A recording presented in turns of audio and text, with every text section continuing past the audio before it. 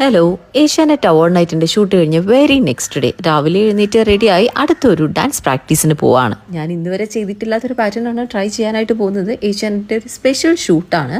So ഇതിന് വേണ്ടിയിട്ട് ഞാനുണ്ട്, സുരഭി ഉണ്ട്, ആദില എന്ന് പറഞ്ഞു. അപ്പോൾ ഞങ്ങൾക്ക് ഇത്രയും പേർക്കാണ് റിഹേഴ്സൽ ഉള്ളത്.